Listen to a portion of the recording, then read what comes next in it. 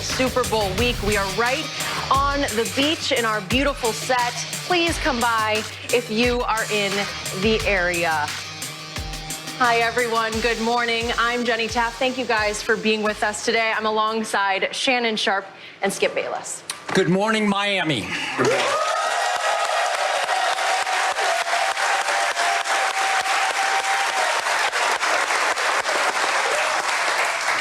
We love you, Miami, and we are obviously here at the epicenter of the Fox Sports Super Bowl 54 coverage, and we're obviously here in Miami to celebrate the 100th season of the National Football League and to get you ready for a fascinating Super Bowl matchup. But today is a tough day for all of us. We also come to you with very mixed emotions because today we're also here to reflect on the tragic and shocking loss of Kobe Bryant and his daughter, and to hopefully, as this show unfolds, to celebrate the life and times of Kobe Bryant. So we will talk some Super Bowl today, but we're about to talk a whole lot of Kobe Bean Bryant starting right now. And we do appreciate all the Kobe jerseys and all the Laker jerseys. Thank you for that. Thank you. Appreciate it. We do have Terrell Owens stopping by as well. We'll talk about Patrick Mahomes. We'll talk about the Super Bowl, but it's only appropriate to start today with the tragic death of Kobe Bryant. Kobe was killed in a helicopter crash in Southern California yesterday. He was on his way to his Mamba Sports Academy with his 13-year-old daughter, Gianna Gigi Bryant. All 9 people on board the helicopter lost their lives in the crash.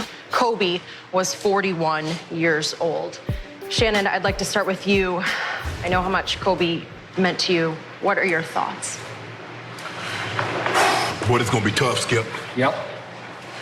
Because it feels like a family member passed, a real close family member. Because I think the thing is, for the last quarter century, we watched Kobe Bryant grow up before our eyes. We did. We watched a 17-year-old kid come into the NBA and become a champion, become a husband, become a father, become one of the all-time great players in NBA history. And then we watched that career end and transition to another phase of his life. And it looks like he was about to take on that like he attacked his NBA career. And he was about to be just as great in his second career as he was in his first career. In this, when I got the news, I'm like, somebody's, because you know, sometimes you get things like this, somebody's passing, they're like, this can't be true. So I jump on and I'm scouring. And I don't see it coming across the news anywhere, so I say, there's no way it's true. And then all of a sudden it starts to flow in. And then you realize, yeah, this is true. And, you know, they say 41 years doesn't seem like a long time, but you live a life as accomplished as Kobe Bryant, and you live a life as fulfilling as Kobe Bryant. 41 years is an eternity. You know, he got the nickname Black Mamba, and a lot of people know what a Black Mamba is. It's a very venomous snake. But what he does, what makes him so dangerous, is that he'll attack without provocation. Kobe Bryant didn't need you to be his enemy on the court to drop 50 on your head. Because his mentor, the guy that he admired more than anybody, he hung 55 on Michael Jordan and said, take that with you into retirement. That's the mentality that he possessed every time he took the court. Skip, I had an opportunity to meet him at the Icon Award. And I was talking to him, and I was like, Kobe, you seem so at peace. How many years ago? This was about 2 years ago, Skip. Okay. 2 years, February, it'd be 2 years. He's like, Sharpe, I'm at peace. He said, because I left nothing on the court. I did everything I possibly could to become the best player that I possibly could. The way I trained, the way I ate, the way I practiced, the way I played. He said, now I just have a different focus. He says, I'm at that same way, the same focus and the same mindset that I took to the NBA and to the court, I now have it on the creative side. It's about developing stories. It's about telling stories. Yep. Skip, I just text Kobe. I DM'd him. Let me pull it up, Skip. A month ago, I said, this was December 26th at 5:47 p.m. I said, if I don't get those size 13 gamers, it's going to be on. Emojis. Merry belated Christmas to you and your family. He hit me back. What gamers? I texted him a picture of the Kobe 5 Proto, the Chaos. PlayStation got to have a special code to get them. He's like, LOL. I said, congrats on the new edition. a little King Mama Jr. keeps saluting you. Hope all is well with you and your fam. He's like, thanks, fam. My princesses are tough enough. Emoji, muscle, love. Wow. Beautiful. It really is. Skip. It doesn't even seem real. Skip, I remember my grandmother said, she said, son, there's one appointment that you'll never be able to cancel.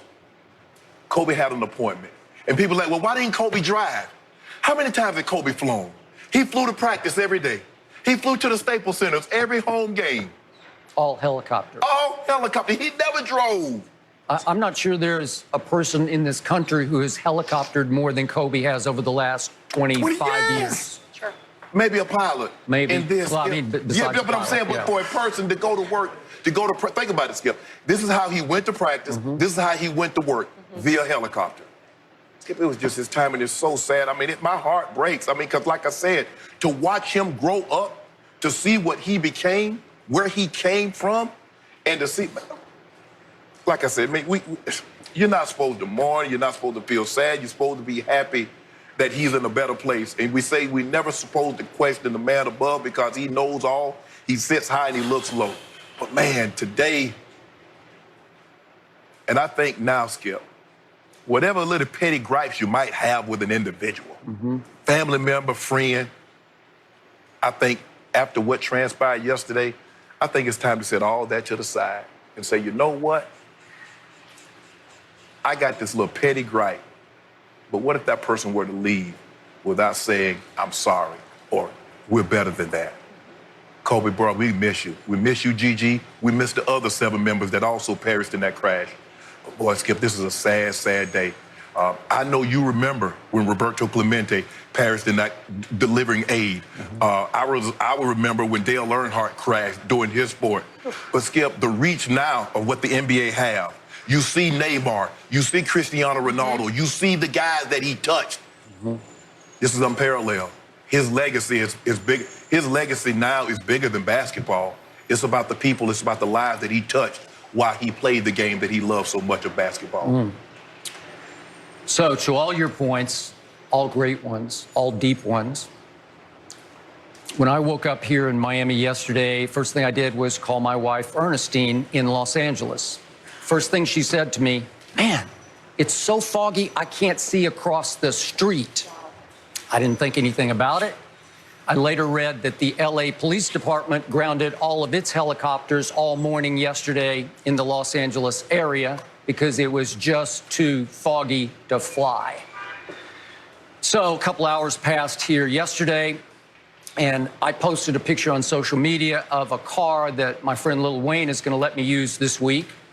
And I was proud of that picture, and about 1 minute passed, and my phone rang as I walked back through the lobby of our hotel, and it was Ernestine. And I thought, oh, she saw the picture. Maybe she liked it, because she usually doesn't like any of my pictures. And she was crying like I'd never heard her cry in the 15 years we've been together. She couldn't even spit out what she was crying about, and I was horrified because I thought something had happened to her or somebody at home. Sure. And she finally managed to get out, Kobe died. I said, no, that's not possible. And the details, as you said, were sketchy.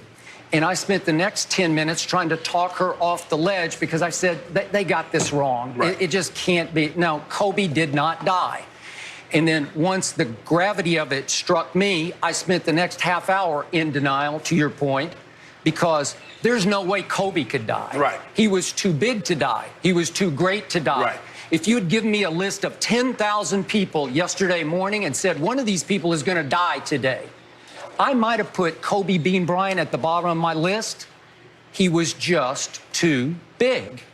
And yet, I spent the rest of the day, as maybe a lot of us did, having to come to grips with my own mortality. Because if he can go, any of us can go. Yes.